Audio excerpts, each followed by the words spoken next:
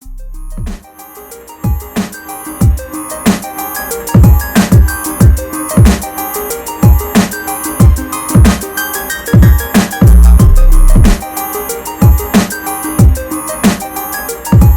1, 2, 3, 4, 5. Hey everyone, welcome back to the latest episode of the EntertainmentBuddha.com OG Buddhacast. I'm Matt Haywood, your host. I'm here with Keith Mathias, and we are back at it to talk about Destiny. Yes, I know our last topic was about Destiny, but that was before the Taken King came to our galaxy and started fucking shit up. So the Taken King's been out for about a week and a half now. I know both of us have been playing it religiously. I have, at least. I'm kind of speaking for Keith at this point, but we'll find out shortly how he's been spending his time with the game. So yeah, this is just the our Destiny with Destiny Part 2, the sequel. So Keith, how you doing, dude? Having a good week so far? Indeed, I am. I'm ready for the Friday night happy hour scene and all that fun stuff? I guess so.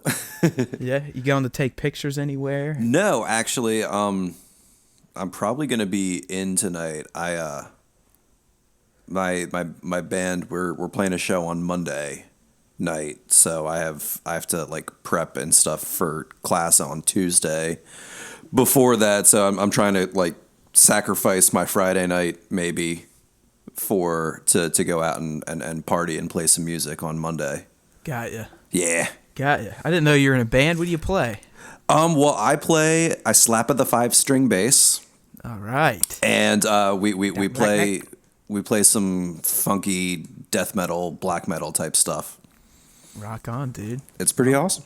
Yeah, good luck with that. So, Thank you. So that's just your way of saying you want to stay in and play Destiny all night. I think that's what you're angling for. I mean, right? Is that could that be on the docket for this evening's activities? Possibly? That is more than likely on the docket. Awesome. So yeah.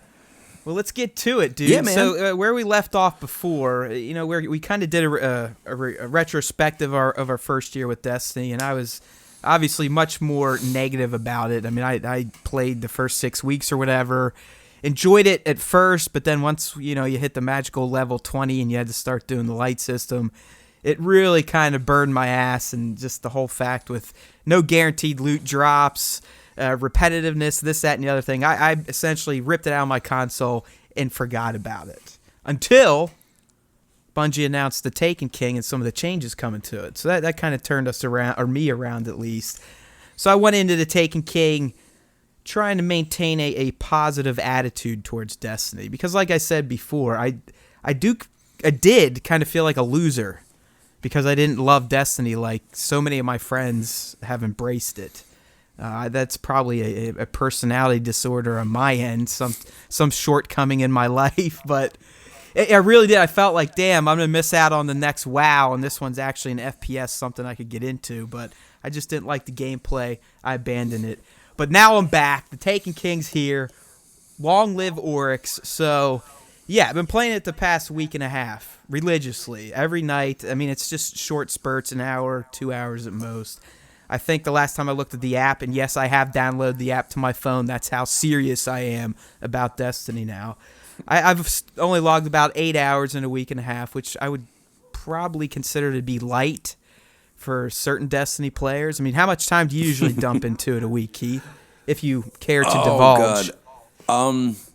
I don't know. It depends. I maybe put a couple hours each afternoon in, and then on Fridays, because no class on Fridays, I tend to dump probably like 4 to 6 hours in. Bam! Hey-o! Oh my god, dude, I'm so jealous. I'd love to do that. Yeah. So like I wake up, I make a pot of coffee, I sit and I fuck around on Destiny, and then it's just like, oh well, maybe I should do something like that makes me some money today. So I'll like read or do something else. That helps. I mean, money definitely helps to keep that's cool. things moving. Yeah. But I would love to just dedicate 4 or 6 hours to the game because I really do like it. I mean, those of you that follow the site, follow me on Twitter or listen to me on Raw Radio, I mean, I've been somewhat glowing about it the past week and a half, because I really do feel like it's been fixed to the point. It's become the game that I first envisioned it should have been, way back when Bungie announced they were leaving Microsoft and teamed up with Activision for a 10-year partnership to make a brand new IP. So I do feel like it's gotten there, which has led into me slowly becoming a Destiny crackhead like the rest of you. So, and really the biggest reason for that, honestly, because there's still repetition. Mm-hmm. It's still a grind, yeah. It still gets fucking muddy once you hit the level cap as far as what you can do to increase your powers. But with that being said, the fact that, I literally in 8 hours took a level 1 character to 40. Nice. Obviously, I used the power gem to 25, so okay. But I still think I could have got to 40 in maybe 10, 12 hours tops, because you literally get XP for everything. I was ranking up into the 30s just playing the original campaign, which are like level 8 missions. It really didn't seem to matter how high the level was. You get better loot, I think, on the Taken King missions or the higher level missions, but you can play anything now and rank up, which is really what I was missing before. Yeah. Yeah, the fact that you can actually, progress by doing basically anything. Yeah, so it's still a grind, like you said, but I've always made it clear that I actually enjoy grinding in video games. I kind of like that brain dead aspect of a grind. But with that being said, for my grinding, I want to know that I'm actually being rewarded for my effort and time. And now you are. Exactly. and like I said, once you hit 40, it goes back to the whole light, this, that, and the other thing. But I still feel like you have much better chances to get rewarded. You're guaranteed to get rewarded for every mission you go on. And sorry. Go ahead. And it's different now. The light doesn't have anything to do with your level. Your light ranking is just an average of all of the items and shit that you have equipped. Yeah, totally. So which is cool, because it still motivates you to get out there and play and hopefully find the next item that can take your light up, because light still does come into play for the raids and the strikes. There's literally caps on, hey, you can't play this until you're 240, 290 or whatever light. Yeah. But that keeps you going. But I also like that once you complete the campaign, which I did enjoy. I thought it was a little short. It was probably 3-4 hours tops. I think if you made an honest run at it, you could probably beat it in about 4 hours. What do you think? Yeah, just the Taken King, King stuff. Yeah, probably, but yeah. Yeah, it was 3 to 6. Yeah, it was fun. The Dreadnought location's cool. The Saturn, how it blew that little spot into the rings. I liked the whole thing. That was fun. Yeah. But after you beat it, you start getting quests now from the Vanguards, which I don't remember getting in Vanilla Destiny. No, you didn't. Destiny. You didn't do that. There were no quest givers. There were no... Yeah, it was... Okay, game's over. Just replay the same fucking mission strikes or patrols over and over and over again. Yeah, with Vanilla, you had the bounties that have now been totally revamped. Oh. To not suck dick. We'll touch on those. I think the bounties are fantastic. Yeah. Yeah. So, and I feel like the bounties in Vanilla kind of were the precursor to the quests that we have now. Totally. Just way more generic because... Yeah. So instead of go complete 6 patrol missions on the moon, the one of the big, huge quests that I'm working on right now is, kill 3 high priority targets on every planet. Location. I unlocked that one last night where you essentially go to the planet's patrol and you just gotta hopefully do the right thing to get these highs or you just gotta keep patrolling. It takes 4 fucking ever. Yeah. But it takes, and it makes those patrol missions worthwhile. Totally. There's a goal to them. It's not just go around to all the blinking green things and go to the other side of the fucking map and look at something for 5 seconds while their percentage goes up. Yeah, no, I agree completely. It feels more like, I know it's the same damn thing, but it feels like a structured mission or a quest. Yeah. Or like a collection of side quests that you have to complete.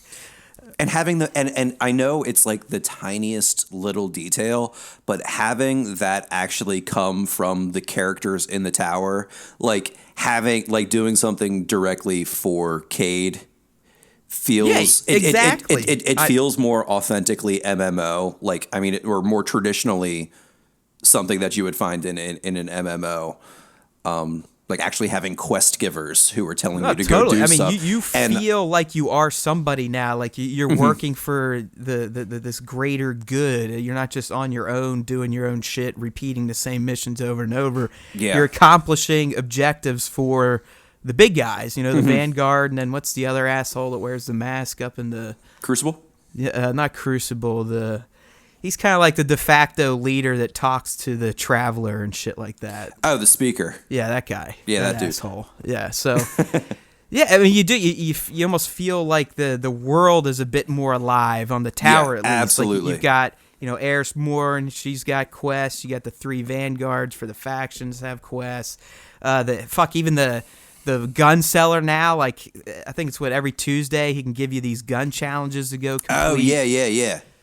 Yeah, so it's something else. I mean, there's a lot of. I was surprised at the amount of content after the core Taken King campaign. I mean, it feels like the campaign's almost still going, if you know what I mean. Yeah. Instead of and which is cool because like I don't know about you, I'm still not high. Like my light level is not high enough to take on the King's Fall raid. I'm sitting. Oh yeah, dude, I'm 210. I'm struggling. I'm sitting at like 248 or something like that. So I like the fact that okay, technically the story is not over because I haven't killed Oryx because I haven't beaten the raid yet. Yeah, that's the whole point. Like at the end, spoiler.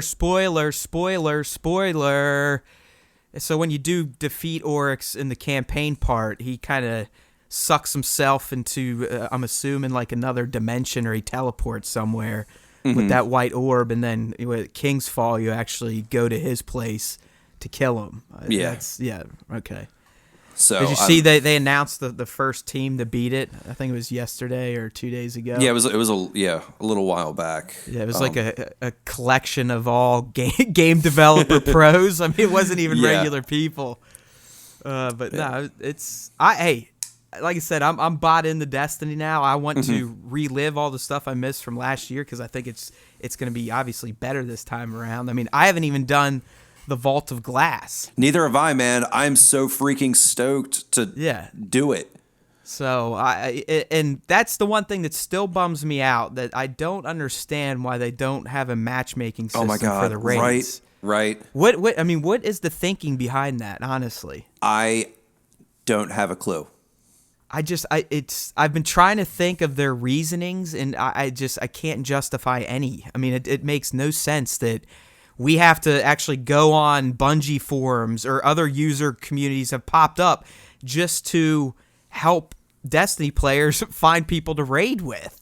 Yeah. I mean, come on. Let's say you come in late at night. It's 10 o'clock. You're like, you know what? I feel like doing a fucking raid. I don't want to go to bed. I just want to do it. You can't do that the way the game's built now. You'd literally have to plan with strangers, or basically put out a wanted ad saying, hey, I want to play this. I don't know if I'm any good. I don't know if you're good, but let's go for it. I just match make. I mean, I guess the only thing I could think that, I guess they figured that if players are going to take the time to organize a 6-person team, then none of the players are going to quit to fuck up the balance. That this, that, and the other I thing. think that's what some of it has to do with. That's the only reason I can think they would not include matchmaking. Just knowing, I hate doing like the heroic strikes with people that I've matchmade with, and then like shit gets real. And then all of a sudden, these people are like, this is too hard, and quit out. Just quit, and you're screwed. I'm like, great. I didn't want to beat this. Yeah. Like, and that's the thing. Some of the strikes, I mean, I haven't played I've only played one of the Taken King ones, but some of them can take 45 minutes, an hour maybe, depending on skill. Yeah, and it's just like you said, if people drop out and you end up getting killed at the end over and over, I mean, you're probably not going to beat it, so you just wasted all that time. You got to redo it again. So I guess that makes sense in terms of the raids. I still wish they would include matchmaking. I mean, Yeah. I would go play fucking the Vault of Glass by myself right now to see if I could beat it, because it's only level 14. Yeah. I think you like it requires Oh, no, at it least does. 3 people because I think there's it's like a full 6, because you know how on most strikes it's like fire team 1 to 3. Raids it literally says 6. Huh. 6 players. Like there's no 1 to 6, 3 to 6. It just says 6. Gotcha. So, Because I know with Vaults of Glass, like one of the way you get into the vault, I'm doing something with my hands but you can't see it. Yeah, we're pretending right now. We're visualizing. But so there's like a portal or gate or something, and there's like 3 separate ones, and you've got to like have a person standing on each one. Yeah, you're right. But I don't know. I think they sound like a blast. I've never done a MMO raid, period. Yeah. I know they're supposedly some of the best FPS gameplay in the galaxy. That's exactly what I've heard. I mean, there's only 6 of you, so it's not going to be like a World of Warcraft where you got shitloads of people. Oh my god, like your entire clan or guild or whatever the hell they're called. Screen-sized boss, but I still think they would be a blast. So I am missing out on that, but it's been fun so far. And the other thing I have to add is that there are guarantees now. Like when you do a strike, the boss guaranteed you're getting at minimum 2 blue engrams, which didn't used to be the case. I mean, sometimes you may not get, you wouldn't get shit. You wouldn't even get a green. Yeah, or nothing. Yeah. Yeah, you get absolutely nothing. No XP, nothing. Maybe a mote of light. I mean, 0. Or like one of those spider web dingleberries, or one of the consumables you pick up. That's Here, the have stuff this that really black frustrated wax me. idol. So Yeah, that there you go. Hive enemies generate more glimmer because they're so useful. Right, but now, I mean, I was on one last night with a stranger, and we killed a guy, and he literally shit out 4 blue engrams. Oh, damn, dude. Booyah. And I went back, and 2 of them were actually useful, where before you go to the Cryptarch, and, you know, you could have a purple, and he'd give you a fucking green weapon or something stupid like that. Oh, yeah. I mean, so far, I felt like he's being much more generous with his decoding of these engrams for me, so... And I think that was one of the, like, when the game initially came out a year ago, that was one of the biggest things that pissed people off is you would get, like, a legendary engram, and it would just drop you, like, rare pants. Yeah, or something like who fucking cares? Like I want like I want, and especially back in the day when your level was tied to how good your gear was. Yeah, exactly. Yeah. I mean, your everything depended on that. So if you spend hours doing strikes and getting nothing, you essentially just wasted your time, and that's why I ripped it out of my Xbox and let it sit on the shelf. Yep. But that's not the case now. She's No. For some reason, I don't even need the disc anymore, which I find curious because I've only played the game on a disc. But after getting Taken King, I don't need it. I didn't download a big-ass install, so... That's probably what it was. I'm still trying to figure out that mystery, but it's neat not needing a disc anyways. The powers of Oryx, man. Yeah, exactly. So now he was I liked that character. I mean, I liked the whole campaign. The opening cinematic at the end with the guy I was playing with, I was like, holy shit, they finally figured out how to tell some sort of a exciting story here. Yeah. I mean, that was a pretty cool opening cinematic where they make their attack on the dreadnought and whatnot, but... So speaking of story, so you played through with your Titan, right?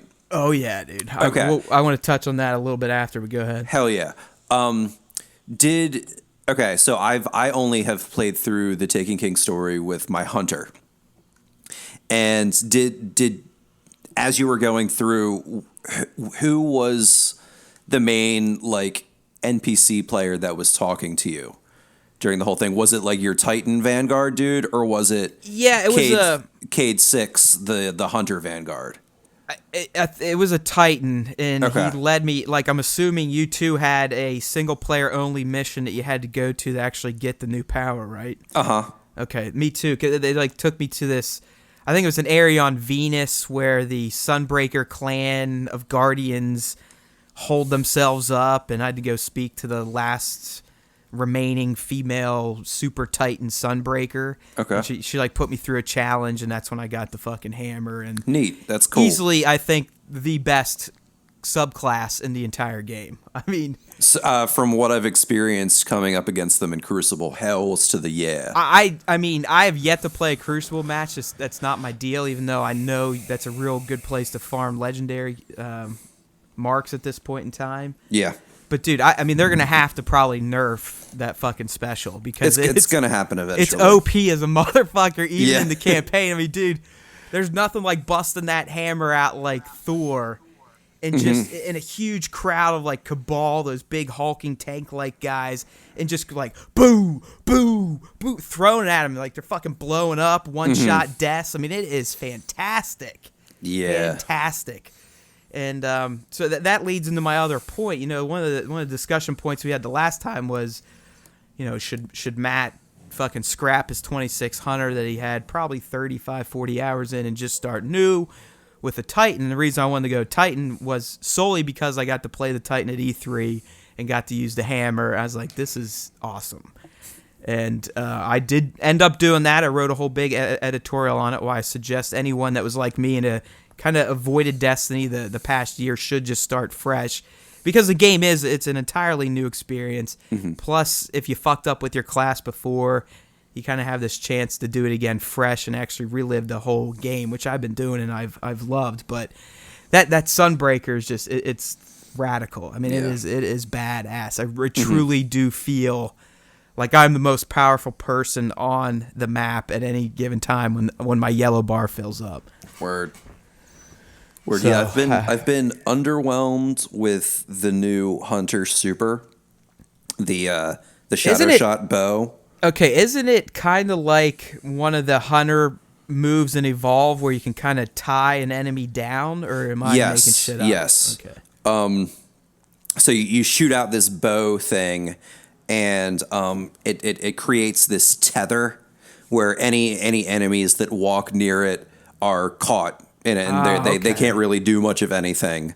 And like I have like one of the additional perks for that is when you kill an enemy that's tethered, it explodes.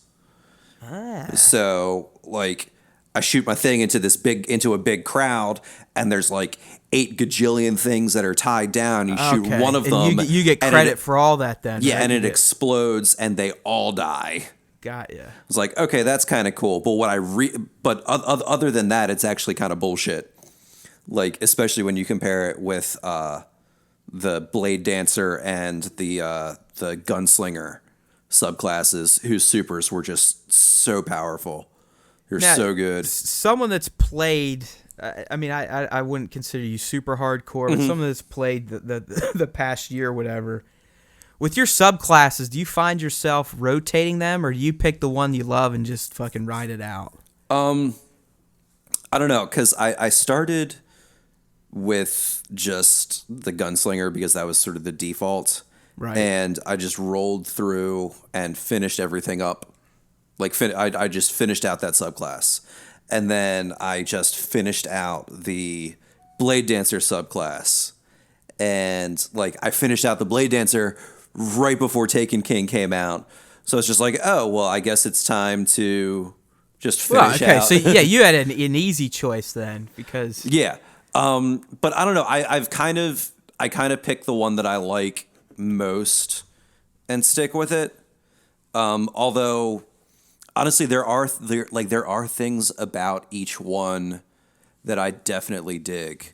Like, I'm loving the Night Stalker, the new melee thing. So instead of a throwing knife or like that blink strike where you like zip up and like teleport close to people and attack them, you have this like smoke grenade that like explodes and does like poison damage and shit like that. So you combine that with like the Void Grenade, which is their new max level grenade, which is kind of like the Warlock's base grenade, and you have 2 grenades instead of just one, and it's awesome. oh no, that is pretty huge. My grenade right now, when it fucking explodes, it then explodes 3 more times in like this big trail of fire. Oh, And damn, so that's cool. it can wipe some serious shit out. Yeah, but I don't know. I there are things that I like about all of them. Like I like, and again, I'm only speaking from somebody who's extensively played as a hunter, because like I have a level 25 warlock that I haven't done diddly shit with. I just wondered if, people, if they use those as strategies for, particular missions, if they'll flip them out or if they just find one and stick with it. Because I don't know how any other Titan subclass could be better than the Sunbreaker. I mean, Yeah.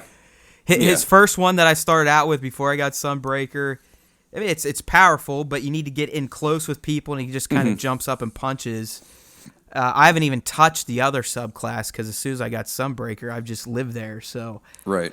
But I do believe I have quests tied to using his other subclasses. There are. So I think, just by default, because of those, I'll probably switch around. But it's going to be hard to let go of my hammer because Sure. that thing is devastating. Yeah, but you can always switch right back. I guess that's a nice thing. It's not like, you get dicked over or something has to happen Right. that like negatively affects you for switching out your subclass. I guess that makes sense. It's not like you have to be on the tower to make that switch. Exactly. And the second you have all 3 of them filled out, you can just kind of swap through at will. Solid. So yeah, it'd be cool if they almost tied it to like the D-pad. Oh, dude, that would be tight. You know what I mean? Like just. But do then like how would you swap? do your sweet emoticon or your sweet emotes? Oh, you're right. Sorry, I'm stupid. Oh my god! I totally forgot about that. Yeah, I mean now with hammer time and pointing, hammer time is my favorite, especially being a Sunbreaker. I just like getting in there. Like, there is something about the tower at late night, especially on like a Friday or Saturday when most people are probably drunk or on some sort of drugs. Because the tower sometimes it gets a little silly. I just like going there and hanging out and see what the fuck's going on. There's nothing like having some creep just run up to you and be like, fucking start dancing or pointing at you and waving.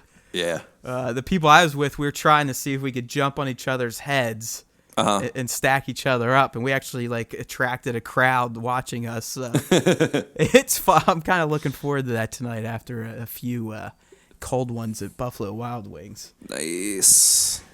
Yeah, I don't know, man. I think I would love to say I'm going to keep this up from here on out. I just don't foresee that happening because of things we've discussed ad nauseum before. I mean, shit, I come home yesterday and there's a FedEx box sitting on the counter. I'm like, I know exactly what that is. And it was Skylander Superchargers playset for the PS4. Damn. And I'm like, fuck. Yeah. And but I know I sound like an asshole right now. I mean, that's probably almost $100 game sent to me for free to try out, unsolicited. And the PR outfit that sent it to me, I know who they are. They're fantastic people. They've worked with Entertainment Buddha from the get-go, even when we were nothing but a piece of shit. And we're just a mild piece of shit now, but they still work with us. And so I will take it on, even though it was unsolicited. But that's just my point. I mean, they get fucking codes sent to me every week, games, this, that, and the other thing. And as a small indie site, I don't care what anyone says. Ray's like, hey, fuck it. You didn't ask for it, don't do it. Well, my thinking is, well, I'm the fucking owner and the chief here. I'm going to do my best to accommodate as many games and PR people as I can. Because that's the nature of the business. You gotta scratch backs to get your back scratched. I mean, plain and simple, people. There is no just, hey, I mean, unless you're like PewDiePie or someone that has like a billion viewer audience every month, you got to do a little work to get some of these opportunities. But anyways, I would love to keep at it, at least chugging away each week. But I think once Halo 5 hits, that's going to take a serious chunk out of my Destiny time. Yes, that's something that I'm a little bit worried about. It's just like, man, Destiny finally got good, and Halo 5's coming out in like 3 weeks. And I can tell you right now, I'm not allowed to talk about most of the stuff I saw last week besides Warzone, and it's so good. It's God so good. The campaign is so great. I mean, fuck. Okay. Playing as you the know different me. squads is unique. The ability, you can like get healed by your people now. You can command your Spartans. I mean, it's and the story has always been my favorite aspect of the Halo franchise, and now I know what's up the Chief's ass and why he's going AWOL. I actually got to see that part, and I still hate yes. Locke, but I do like Buck and just some of the chatter they had, and it just 1080p, 60 FPS across the board. I mean, it is awesome. It is awesome, dude. So speaking of Buck Yes. and Nathan Fillion, He's in Destiny, right? he is in Destiny. Is he Cade or no? He's Cade. Yeah, he's okay. Cade. Dude, his performance, like, so going through the Taken King missions and like having Nathan Fillion talking to me and like reading lines and acting and it maybe having some better direction, like it was so damn fun. His performance is so freaking entertaining in Taken King. Now, was he part of year one or Vanilla? Yeah, he was. He just didn't have any lines. Oh, you're right. All he did was stand there and go like, "Hello, Guardian." Yeah, turn in quests to them, and that's it. They wouldn't say shit to you. If that, you wouldn't even turn in anything to them after the first, like. Yeah, no. Once you get done with the main campaign, they're essentially just there. Yeah, they're just there. There's nothing hanging out in that room. Yeah, but now he's hilarious. No, he's I'm glad you brought that up. You're dead on because I still think the campaign, the way it's structured and how you can somewhat jump around, I still think the narrative for the most part it gets a little muddy. Mm-hmm. I mean, I know in the end the main goal was getting Oryx, but you had this Cabal ship you had to go check out on Phobos, and then you go here and then there, and you did have cutscenes now. Mm-hmm. You did year one too, but I think these ones were better. But I still felt like a lot of the voiced exposition, like the stuff Cade was saying, a lot of times it's right in the middle of a mission when you're fucking in the heat of the action. You may not be paying attention to everything. But I definitely, like you said, I'm like, I know this is Fillion, and he is fucking killing it right now. Oh my god! I mean, he made Nolan North look like a loser. I'm not even sold on North as. No, Ghost. I do. I like his performance in some regard, but I kind of miss Dinklebot. And yeah, here's the thing. Lie. I mean, here's the case you could make for Dinklebot because I mean, I feel like they sent him the fucking script and just gave him no direction whatsoever. That had to be what happened, man. Right, because the guy just won another Emmy. I mean, the dude can act, obviously. And he can also do voice acting because of the Telltale Game of Thrones shit. Right. Like, so I really don't think, like, I know most of us, and I was in it too, I think we hammered on him like, oh, you just fucking took a paycheck, you mailed it in. But I don't think they gave him as solid direction as they probably gave North. But I really think Dinklage was doing what he thought a fucking robot would sound like. Very emotionless, very monotone. At times almost he sounded sad. Yeah, exactly. At times he would perk up a little bit. Yeah, Dinklage's Dinklebot did feel like it was this last remaining AI that just found a guardian that's been sleeping for ages or whatever. And he was like... He's all depressed because of how fucked up the situation is, and that was reflected in his performance. But sometimes with Nolan, it's a little too over the top. Yeah. Like, that type of shit. It's like, a bot.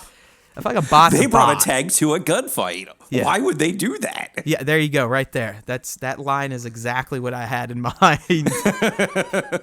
But hey, whatever. I just think Bungie got so much backlash, and Dinklage is probably like, "Yo, I don't need this bullshit. These assholes harassing me on social networks." He's like, excuse me while I just go win another Emmy." Yeah, fine. Replace me. I'll keep playing Tyrion and kicking everyone's ass with these little statues. So yeah, man. Yeah. Overall, I applaud Bungie's efforts. Yeah, good job. They've done quite a bit. Yeah, you got a hater like me back into it. I love it. Like I said, I've got 3 fucking apps on my phone right now. I have the official app. I got the Where Is Zur app. Oh, damn. And I have, what's the other one I was checking out here? Find a Fire Team. How about it? So I am fully immersed now, people. But I'm gonna have to get that Find a Fire Team one. Yeah, it's I haven't had to use it yet, but just reading the purpose and the reviews, it apparently is pretty solid, pretty legit. Yeah, cool. And then the Zur one just tells you where he's at every Friday to Saturday. Yeah, make sure you pick up Hawkmoon this weekend. Yeah, I guess that was a PS4 exclusive hand cannon. Yeah, and it's fucking sick. Okay.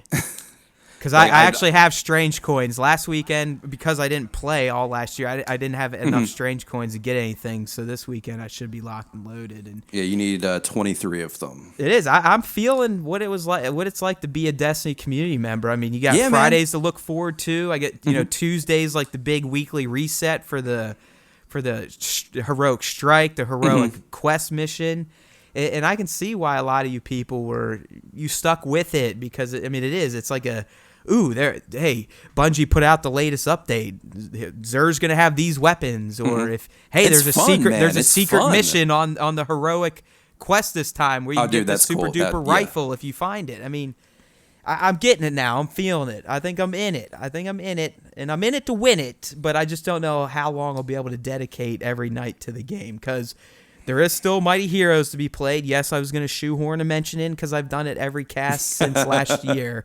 So I will keep doing it, but it's become a nice little 2-hour nightcap to my day. So yeah, man, and that's one of the big things that I was gonna say. Like, you don't have to devote like 3 to 5 hours a night anymore. No, like you can just hop, and you don't even have to play every night for you to make some kind of progress.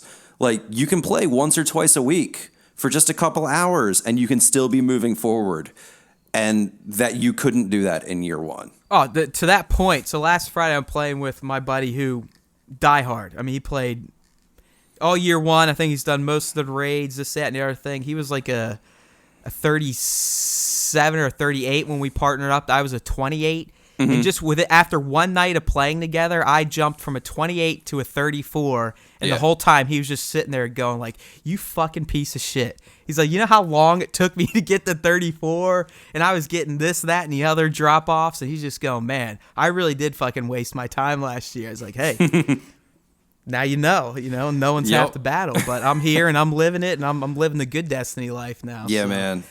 Definitely, people, if you held off on it, if you were burnt by it, if you felt jaded by it during the year one beta, it's basically what the community calls it at this point. I suggest giving it a go. I really, trust me, it's not like I was a staunch supporter of the I Hate Destiny fan club, but I didn't really get why so many people dedicated all that time to it for no real guaranteed rewards. I didn't really like the world. I thought they chinsed out on the story with the Grimoire cards and all that bullshit. But the Taken King, and more specifically, it's not really even the Taken King. It's patch 2.00 that changed the game for the better. And it's why I will probably be sticking around and at least diving in and out in between other game reviews. So you can't not play Halo 5. Well, yeah, that's a given. As soon as I get that code, it's going to be on. It's on. We'll be playing the shit out of the campaign. Probably not going to do Legendary right from the get-go. That's cool. They have always said heroic is the way to experience Halo. Yeah, see, I typically do a normal just to get the lay of the land and not get frustrated, especially if it's a review copy and I want to get the campaign done so I can review it in time. And then after that, I typically go for the punishment and do a Legendary solo run. Okay. But at 35, I don't know if the nerves can take it these days. You can handle it. I believe in you. I might have to do a 4-person, not solo Legendary run when it comes down to it. But yeah. Yeah. So, all right, Keith, anything you want to plug before we put a stop to this, our Destiny with Destiny Part Do the Sequel cast? Part Do the Sequel. No, other than check out this little place on the web called entertainmentbuddha.com. I hear they've got some cool stuff. Yeah, me too. I mean, people have been telling me about it left and right that I should be checking it out, but for some reason I'm too lazy to pull it up on my browser. I heard that they make you a better geek one post at a time. Now that's a site I can get behind. Hells to the yeah, my brother. Do what Keith just said. Get yourself acquainted with the Buddha, the Entertainment Buddha, that is. entertainmentbuddha.com. Get over there. You can find all our social networks. I am the brains, the idiot behind this project, so you can follow me on Twitter at Matt R. Haywood. If you like listening to me talk through your speakers, you can always check out my at Entertainment Buddha radio station on Raw Radio too. Almost up to 800 followers now, so she is gaining popularity. I am listed as a main recommendation for pop culture broadcasts on that app. Thank you very much, everyone. Thank you.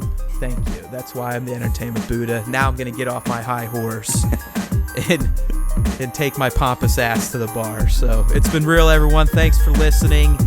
Keep on keeping on with that Destiny, Guardians. The Galaxy.